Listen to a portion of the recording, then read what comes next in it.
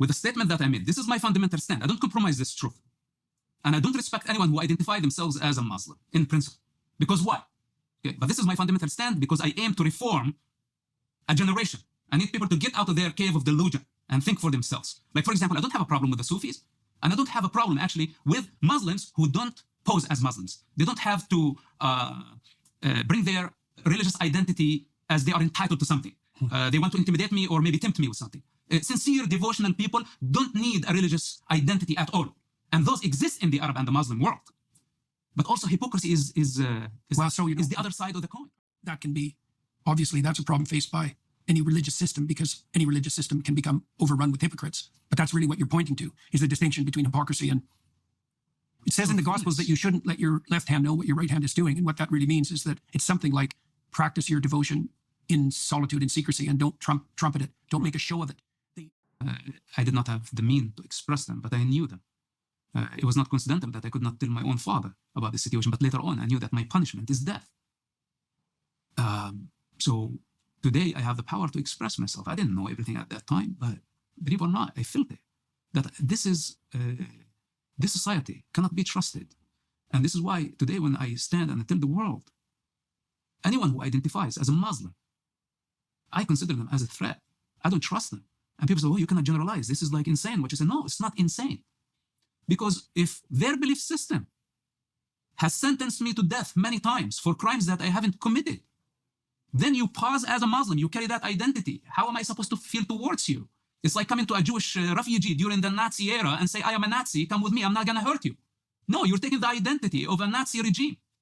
And whether you are the bad cop or the good cop, it doesn't matter. You are serving the same establishment. And I'm tired of this moderate versus extremist. Every individual has the responsibility to know what they are identifying with. My individuality is above all religions and above all gods.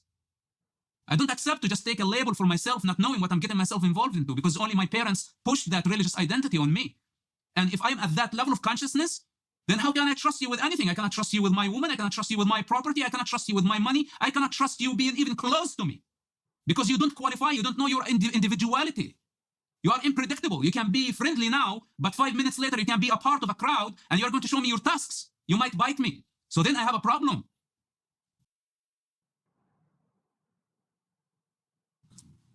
When I was very young, and this is stuff I don't like to talk about because I choose not to be a victim. And also I don't like to become vulnerable because people think that you are weak. Stuff that I don't have to talk about, but I think there's no way around it. Because many people ask, what motivates you and where are you coming from? When I was very, very young, I was raped in a culture that would kill the rapist, but also they would kill the rape victim. So I never told anybody about that story. I never got any support. And how old were you? I was 5 or 6 years old when that happened. Now, I had to heal on my own, and it was a hell of a journey in a society that did not have mercy. That they preferred that I would disappear, so I don't bring shame on them. Right. And I witnessed so many women being killed after being raped, that the father would prefer to kill his daughter to bury the shame with her, not to have to face the society that his daughter was raped. What type of mentality is this? What type of religion is this? And this is not just a culture. Okay. Does it reflect on his inability to protect her? Is that the source of the shame? It's his status. It's his status. It's he's the father of, he could not protect his daughter. Yeah. And now maybe the daughter is pregnant. This was before abortion, etc. Okay, the daughter is pregnant. What is he going to do with the child? No, he prefers to kill the daughter. He does not want to go even to the degree that his grandchild is a result of a rape incident.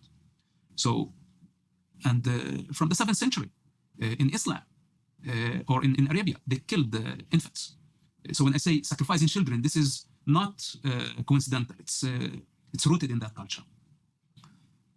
So for me, it was unjust that I had to actually carry the burden instead of getting the support from the family, from the society, like at least to come and say, who did it? Today I'm 45 years old, I'm a very strong man. I can confront the whole universe if necessary. And up to now, none of them asked the question, who did it? And by the way, I had the power to kill the predator down the road. He's probably living in a nightmare. Why I didn't actually harm him? Because later on, I got lots of power, even when I was back in the territory, but I chose not to. Instead of going after the rapist, I went after the belief system. And this is where I need to create the change. I see. So what's so-called Islam, and I know this is a very sensitive topic. If the belief system, if Allah thinks that the rapist and the raped are equal and they deserve the same punishment, then this God does not have authority over my life.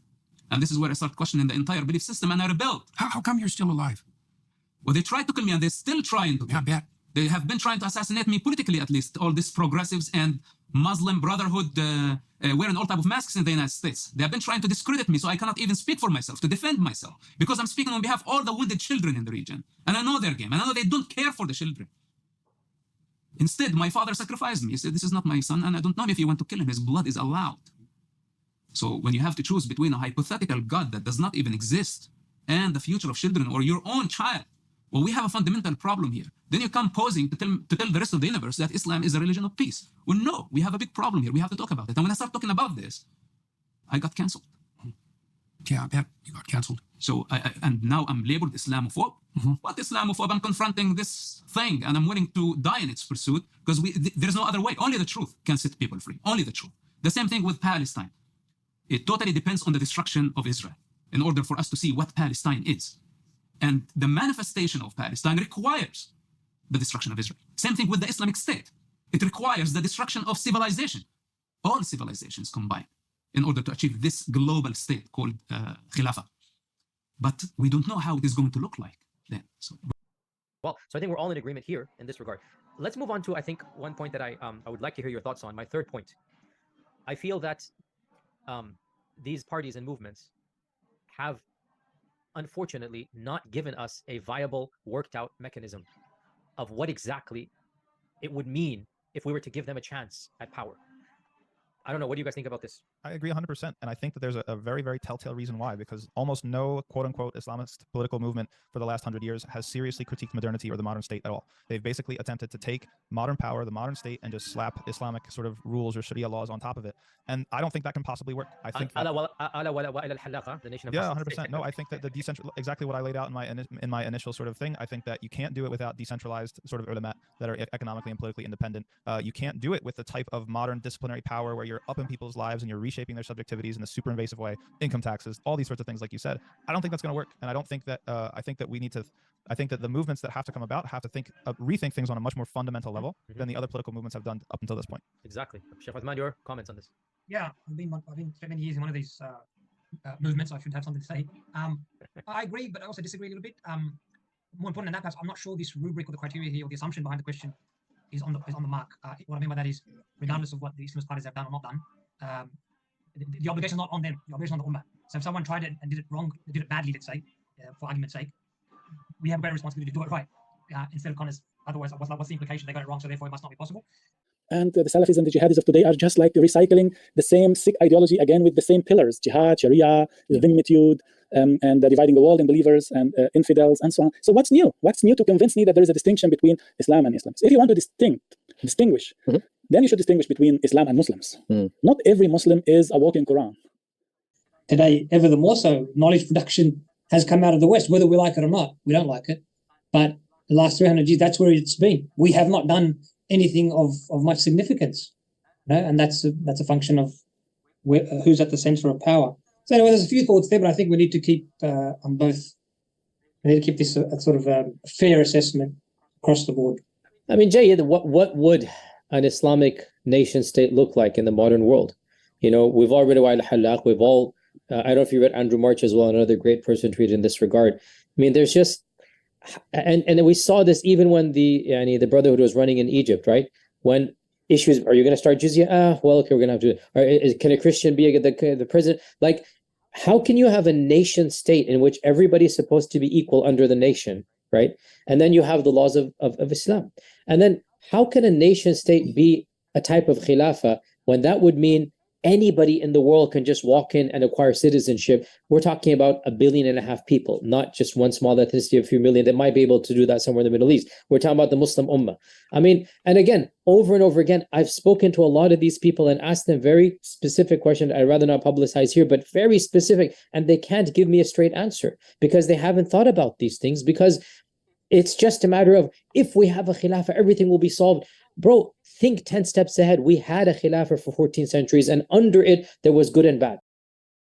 bro, think 10 steps ahead. We had a khilafah for 14 centuries, and under it, there was good and bad. It's not as if there was never any evil there. Under it, we lost, Andalus, we lost, Falastin, and we got it in spite of the khilafah. I mean, I've said this all in my khatiras and whatnot. So my humble suggestion to those that are so interested in that field, go to the books and write thought papers. Give us, scenarios. Give us conceptual ideas of how this country would work. Who say that you're simply parroting Israeli talking points. Look, it's the same thing with the people of Gaza. When I first start convincing my father that violence is the end, that was my private conversation with him. He refused. He insisted on that this is our right to defend ourselves. In his understanding, this is self-defense. To blow up universities, schools, synagogues, beaches, nightclubs, killing all type of people, Americans, teenagers, Europeans, Israelis, even Israeli Arabs died in Hamas terrorist attacks. So in his opinion, that was self-defense. It was impossible to rationalize with him, because if this was his delusion, it meant for him to die, to get out of the cave of his delusion, looking at shadows and thinking that they are real. So anyway, even my own father I could not convince. And it did not stop there. I saved his life. Even though he was convicted terrorist. And because of my position within the Israeli intelligence, he was not touched. And he lived. And he's still living today because of my effort, to save other people's lives and to save his ass from himself. So basically, what was my reward? He disowned me. And you know what? I don't have hard feelings. I don't have feelings towards this problem because I had to conquer my feelings because of the majority opinion doesn't matter.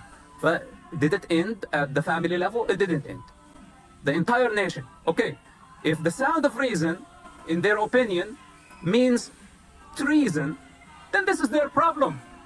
I am firm. I stand on a solid ground. I don't need validation from nobody. Even 7 billion clowns out there, say you're wrong. Doesn't mean that I am wrong. So, whether they're listening or not, it begins with words. Reject my words. Then you will have to deal with fire. This is my promise. So, okay, you can stand hiding behind your mask of knowledge, whatever, as outsider observing the outside, and label me as much as you want. If my truth is not acceptable, then you will have to go through the fire of truth in order to learn on your own. It's gonna be as simple as that. Either you take it as simple as it is from me, or you will have to go through it. I survived, but I am not sure that you will. Colonialism as a practice is a logical conclusion of liberalism. Why are Palestinian lives less valuable than Israeli lives? Because of liberalism, because Palestinians are not liberal. They're not people who believe in just individual rights and individual autonomy and the progress of civilizations. They believe in Allah. They believe that there was a paradigmatically superior generation at the time of the Prophet ﷺ in the past, right? They are people who, because of their beliefs and their illiberality, maybe we could call it, that they actually make themselves legitimate targets of violence under the liberal scheme.